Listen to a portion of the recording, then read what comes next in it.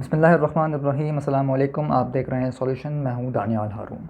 ख़वातीन व हज़रात, आज की नशिस्त में हम बात करेंगे सबसे पहले तो आइनी तरमीम के हवाले से। दूसरा हमारा टॉपिक होगा खान साहब की रिहाई, और तीसरा हमारा topic Punjab group of colleges का अफसोसनाक वाक़या। सबसे पहले हम बात करेंगे आइनी तरमीम, और वो लिंक करती है खान साहब से। आइनी तरमीम के हवाले से फिर एक दफ़ा भाग दौड़ कर रहे हैं हमारे अकाबरीन, और एक हुकूमत ऐसा लग रहा है कि ये तो जाली पार्लियामेंट है। ये तो सबको पता है। खुलकर धांधली ज़दा और बेशर्मी से और ढिठाई से ये बताकर जमहूरी चैम्पियनों ने मुल्क में कब्ज़ा किया हुआ है। और जमहूरी चैम्पियंस जो दो ख़ानदान है वो कहते हैं कि हम पार्लियामेंट, और पार्लियामेंट सुप्रीम होता है और ये कौम का नुमाइंदा होती है, तो लिहाजा हम तरमीम लेकर आ रहे हैं। वो तरमीम क्या है? अपना बंदा। ये अपने बंदे की जो एक ये माफिया का आपको माफिया दुनिया में देखने के लिए आपको फिल्में देखने की ज़रूरत नहीं है। पाकिस्तान की 75 साल तारीख देख लें, आपको पता चल जाएगा कि माफिया होती क्या है। क्योंकि ये दुनिया की सबसे गिरी हुई माफिया है। एक होती है ना कि माफिया की भी स्टेजेस होते हैं, तो ये माफिया भी सबसे गिरी हुई है। Third class mafia. क्यों? इनका काम क्या है? इनका काम है मुल्क पे कब्जा कर लो, वो करके बैठे हुए हैं। कौम इनके साथ थी एक ज़माने में, मतलब इनको वो पॉपुलैरिटी उस पूरे पाकिस्तान से वो सपोर्ट बेस हासिल नहीं था जो आज इमरान खान साहब को हासिल है। अब इनको भुट्टो को भी वो सपोर्ट बेस हासिल नहीं था। कुछ कुछ एरियाज़ में पाकिस्तान के जुल्फ़िकार अली भुट्टो की भी वो उस लेवल ऑफ सपोर्ट नहीं थी। वो तो दिखाया था ना शेख मुजीब ने। तो ये सियासतदान आए, ख़ानदान पर आए, और मैं बहुत दफ़ा इस चीज़ को मैं रिपीट कर चुका हूँ कि आए, डिलीवर करने की कोशिश तो की ही नहीं। भाई मतलब एक सियासी जमात है, उनके वालिद साहब को अदालत ने दे दी, उन्होंने मुल्क तोड़वाया, फिर वो फांसी पे लटक गए।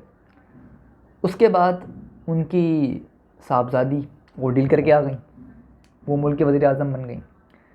उसके बाद उनके शौहर साहब से डील की गई, वो उनको जेल भी भेजा गया।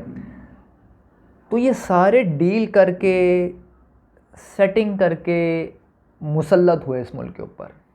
तो जब ये लेक्चर दे रहे होते हैं बैठ के डेमोक्रेसी, और जब कुछ सहाफ़ी कहते हैं ये तो ये देखें जी इनके ऊपर बड़ा जुल्म हुआ है, इनके ऊपर कोई जुल्म नहीं हुआ, इन्होंने कौम पर जुल्म किया है।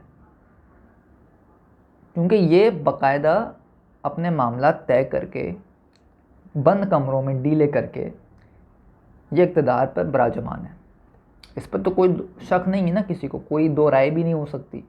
इससे तो मतलब इख्तलाफ कोई कर ही नहीं सकता जो इंसान होगा। बाकी जिसको इंसानी फहरिस्त से कोई आगे पीछे है वो करेगा इन बातों पर इख्तलाफ। फिर तो दूसरा ख़ानदान है, वो भी इसी मामलात में चल रहा है। वो भी 6 दफ़ा वज़ीर आला, और कोई वज़ीर आला रह चुका है और कोई वज़ीर आज़म रह चुका है, और फिर करते करते आज फिर एक दफ़ा फिर ख़ानदान लिमिटेड कंपनीज़ जो हैं वही काम कर रही हैं। दुनिया में भी अब कहेंगे नहीं, दुनिया में भी तो हर जगह दो पॉलिटिकल पार्टी, ख़ानदान नहीं है। अगर आप डेमोक्रेसी कहते हैं तो उसमें ख़ानदान नहीं होते। और दूसरी बात ये डिलीवर तो करते हैं कम से कम। हमेशा पाकिस्तान नीचे गया है, नीचे गया है, नीचे गया। हम तरक्की नहीं कर सके। उसकी वजह क्या है? फेल्ड पॉलिसीज़, पहले ही बता चुका हूँ। और अब तो इतनी मतलब माफिया ने अपने आप को वो समझ लिया कि वो खुल कर कह रहे हैं हाँ, मतलब हारी हुई 21 नशिस्तें मुशाहिद हुसैन सईद, जो कि इनके अपने ही वोटों के सेनेटर बने हुए हैं, या आई थिंक अभी हैं या नहीं हैं, उन्होंने कह दिया कि 21 नशिस्तें इनकी हैं, 21 या 26 इसी आसपास। वो पार्टी जीत कर मुल्क का फ़ैसला करेगी। और इरफान कादिर उस दिन कह रहा था बैठ के, जो एग्जीक्यूटिव फैसला करिए तो पता ही सबको ठीक होता है। ये एग्जीक्यूटिव है, ये एक मुल्क का प्राइम मिनिस्टर, लोग उसको देखते हैं हंसते हैं। उसके अपने मुल्क में ना इज़्ज़त ना वक़ार है, और इस फिर भी बैठा हुआ है। क्यों? क्योंकि यार ये सुन लेता है, ये आगे से जवाब नहीं देता अकाबरीन को, ये आगे से जवाब नहीं देता किसी बड़े को, ये डील कर लेता है। एक दिन एक सहाफ़ी बैठ के इनकी क्वालिटी समझा रहा था प्राइम मिनिस्टर साहब की। क्या कर लो जी, देखें बड़े ज़बरदस्त हैं। क्यों? अपने आप को भी जेल से निकाल लिया, अपने भाई को भी जेल से निकाल लिया, और खान साहब को जेल में डलवा दिया। वाह, क्वालिटी देखें हम ज़रा, ये क्वालिटी है, ये लानत है प्रॉपर, इसको समझें। मतलब अच्छा, एक होता है ना कि यार एक इंसान के अंदर क्रेडिबिलिटी हो, उसका एक स्ट्रक्चर हो, उसने अगर थोड़ा कहीं ऊंच नीच किया होता है, लोग फिर भी कहते हैं सिविलाइज सोसाइटीज़ में तो छोटे से छोटा गुना भी बड़ा समझा जाता है। या तो हम कहते हैं चलो जी छोटे छोटे गुना तो छोड़ ही दो, तो यार ये डिलीवर ही नहीं कर सकता। अपना जायदाद बची हुई है, अपना ख़ानदान पावर में है, सब आप क्या करें, आप तरमीम लेकर आएंगे, हम फैसला करेंगे क्या हो रहा है। और कुछ साहब ही कह रहे होते नहीं, वो जिसमें कोर्ट जो है ना वो सियासी मामलात में बहुत इन्वॉल्व हो गई है, रिलीफ देना शुरू हो गई। रिलीफ है ये, इट्स अ रिलीफ। सालों से बच्चे जेलों में पड़े हुए हैं, सालों से पीटीआई के बहुत सारे रहनुमा जेलों में पड़े हुए हैं। जो प्रेस कॉन्फ्रेंस करके गया, अगर गुनाह है 9 मई, तो प्रेस कॉन्फ्रेंस करने वाला आज़ाद कैसे घूम रहा है। और अदालतें, अगर आप काजी फायद ईसा पे कहते हैं ना कि हाँ ये जो है वो गवर्नमेंट और इस्टेब्लिशमेंट की सुनता है, तो जो बाकी जो उमर रज़ा बंजाल साहब का जो चीज़, उनका जो टेन्योर था उसमें 9 मई हुआ था ना, उन्होंने जुमला कहा था, 2 काम हुए। एक तो उन्होंने कहा था 14 मई को इलेक्शन होंगे पंजाब और पख्तूनख्वा के, 2023 को नहीं हुए। तो उन्होंने कहा जब 9 मई हो गया तो अभी मुश्किल वक्त है, सब सब्र करें। चाहते तो वो पूछ सकते थे बुला के सबको कि भाई ये लोगों को पकड़ा धकड़ा जा रहा है क्यों, क्या मतलब, दिखाएं सबूत, दिखाएं फुटेजेस दिखाएं। नहीं पूछा गया, तो इसका मतलब उनको रिलीफ नहीं दिया गया ना। उन्होंने अगर गुनाह किया तो उनकी प्रॉपर उनको सज़ा मिल गई, इबरतनाक हैबतनाक सज़ा मिल गई। अब ये क्या मामला आते हैं, और फिर अब ये लोग बैठ के जो है वो तरमीम लेकर आएंगे। मैं फिर बता रहा हूँ, मैं पहले भी कह चुका हूँ कि ये लोगों के सब्र का इम्तहान है जो कि आप ले रहे हैं, फिर शिकायत नहीं कीजिएगा, सिंपल सी बात है। अब आते हैं ये पीटीआई के कुछ लोग। अब सवाल सबसे बड़ा ये है कि यार ये खान साहब से मुखलिस हैं या ये सामने वाली पार्टी से मुखलिस हैं। देखें, अगर ब्रॉडर पर्सपेक्टिव में एनालिसिस किया जाए तो इनकी मजबूरी है, जाहिर है, वरना तो जो हाल होगा फिर इनका, इनको पता है खान साहब से किस तरह मामला हल होंगे। इनको ये सारे इस्टेब्लिशमेंट, मतलब what is the winning formula, क्या सब सवाल जो मेरी नज़र में इम्पोर्टेंट है वो ये नहीं है, वो ये है कि क्या ये सारे पीटीआई की जो टॉप टियर लीडरशिप है वो अपने आप को बचा रही है या इस्टेब्लिशमेंट की मान के खान साहब को रिलीज़ करवा लेंगे। सिंपल, ये सबसे ज़्यादा इम्पोर्टेंट इस बात का जो एक कोर एक सवाल है वो ये बनता है, और कोई दूसरा सवाल मेरी नज़र में तो नहीं बनता। कि सवाल सबसे इम्पोर्टेंट क्या है कि क्या खान साहब को निकाल लेंगे कॉम्प्रोमाइज़ के बाद, या अपने आप को पक्का कर लेंगे। मतलब एक तो सबसे इम्पोर्टेंट बात ये भी है ना कि पॉलिटिक्स उनके इर्द गिर्द घूम रही है। वो आज इनमें से किसी एक का भी, चाहे वो गंडापुर हो, चाहे वो कोई भी हो, किसी का भी वो नाम ले लें तो he will be out from the scene forever. वो पॉलिटिक्स नहीं कर सकेगा। बड़े बड़े नाम थे, असद उमर, शफकत महमूद, इमरान इस्माइल, अली जैदी, देयर हिस्ट्री, कोई पूछेगा भी नहीं इनको।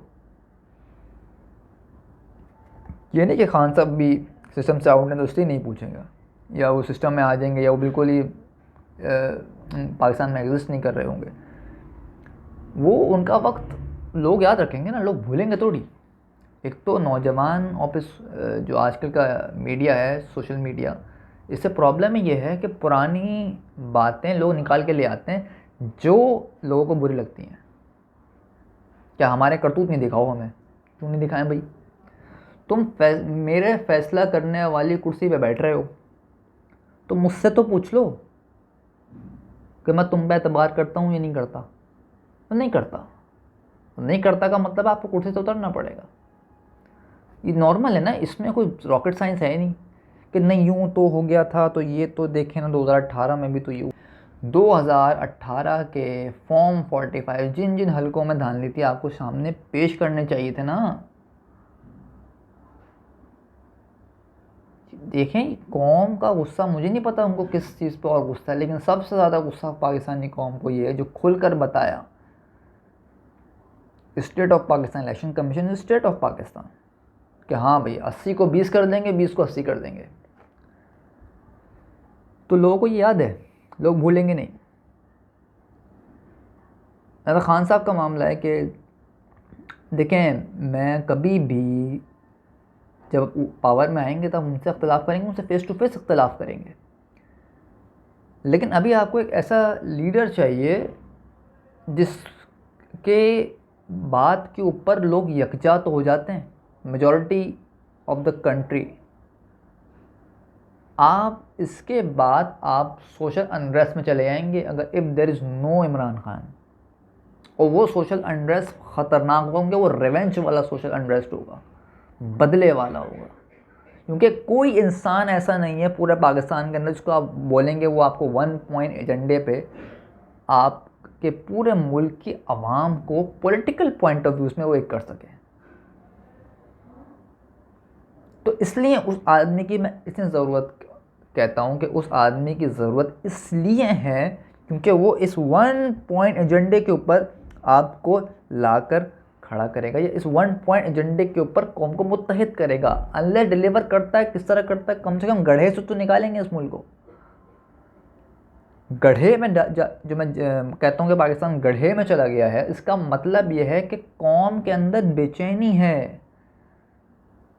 अब वो खुश हो रहे हैं जी, वो तो लोग नहीं निकले थी, 10,000 निकले थे। अरे 10,000 नहीं, 1,000 में निकले हों।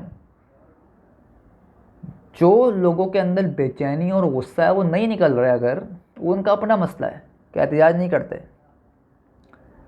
लेकिन सोशल अनरेस्ट तो है पाकिस्तान के अंदर। वो देख रहे नहीं क्या तरमीम पास हो रही, किस लिए? अपने लिए। भागा दौड़ी कर रहे हो, किस लिए? अपने लिए। ये गुस्सा है, ट्रांसफ़र हो रहा है, ये एक लावे में फट जाएगा।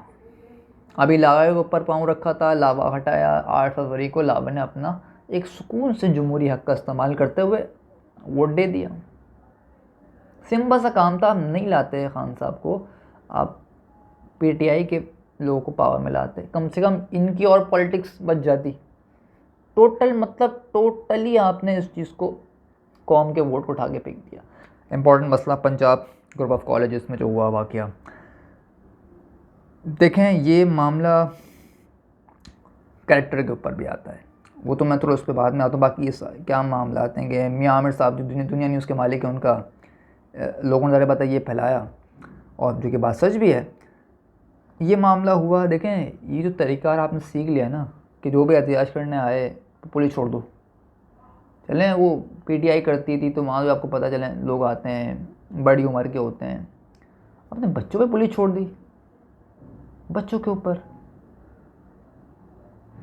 मतलब क्या हो रहा है? आते हो प्रोटेस्ट करते हो, कोई जलाओ गिराओ तो नहीं कर रहे थे ना, करने देते उनको, बस उनके ऊपर आपने पुलिस छोड़ दी, डंडे मार के भगाओ उनको। इस तरह स्टेट चलती है, फिर नफरत फैला रहे हैं आप। और गुस्सा इस बात का आता है, गुस्सा कि इन दो ख़ानदानों की तमाम तर करतूत सामने कौम के ऐसे चस्पा करने के बाद दोबारा इनको लाया गया और कौम को मारा जा रहा है। मैं फिर कह रहा हूँ, नहीं चलेगा इस तरीके से। कुछ भी कर लें, अपने किधर से भी जोर लगा के देख लें, मुल्क नहीं चलेगा। कोई चला सकता है, चला के दिखाए। अब तक क्यों नहीं चला सका कोई भी? कुछ भी नहीं हो सकता। और जहाँ तक बात है इस वाक़ये की, तो देखें ये माशरे के अंदर, हमारे माशरे में भी, जो कि एक इस्लामी माशरा है, खुराफात, फहाशी और इस किस्म की हरकतें। देखें असल में मसला ये है, हम ज़्यादा पता, मैं इस मेरी फील्ड मीडिया से रिलेटेड है, तो मैं तमाम अपने वो लोग जो एंटरटेनमेंट पॉइंट ऑफ व्यू से चीज़ें बनाते, चाहे वो ड्रामे हैं, फिल्म हैं, कोशिश करें अपने कलम के अंदर कुछ ऐसी चीज़ें लेकर आएँ तो ताकि लोगों को, बच्चे जो हैं उससे सीख के कुछ बन सकें, या कोई कौम उससे सीख के कुछ बन सके। इस किस्म के वाक़यात जब ही होते हैं जब सोसाइटी में नंबर 1 चीज़ कि लोग एक कल्चर को बिल्ड कर दिया जाता है थ्रू मीडिया, सोशल मीडिया के। देखें जो चीज़ें ख़राब हैं वो नहीं रुकी आज तक, कि फहाशी किस टाइप की है, किस टाइप के व्लॉगर्स हैं, किस टाइप का गंदी गुफ्तगू होती है मजाक के नाम पे, उस पर फायरवॉल नहीं लगेगी। फायरवॉल किस पे लगेगी कि हमारे खिलाफ तनकीद नहीं होनी चाहिए। इस तरह बनते हैं कौम। ये विजन लेस माइंडसेट है। इस विजन लेस माइंडसेट को किल करना पड़ेगा अपने जहनों से, और विजन वाला माइंडसेट लाना पड़ेगा ताकि जनरेशन डेवलप हो, लेगेसी डेवलप हो। फिर वही बात, ये कौमें अपने बनने के 75 घंटे बाद करना शुरू कर देती हैं। हम 75 साल बाद भी सोच रहे हैं करें कि नहीं करें। Confused nation, confused state, confused कौम। जब कंफ्यूज्ड कौम होगी ना, वो ज़्यादा ख़तरनाक हो जाएगी, क्योंकि हर चीज़ उनको ऐसी दिख रही है कि जिस चीज़ पे वो ओपिनियन बिल्ड करते हैं कहते हैं नहीं तुम्हें तो आगे से पता ही नहीं लोगों को कुछ। वो सारी चीज़, व्हाट इज़ द लास्ट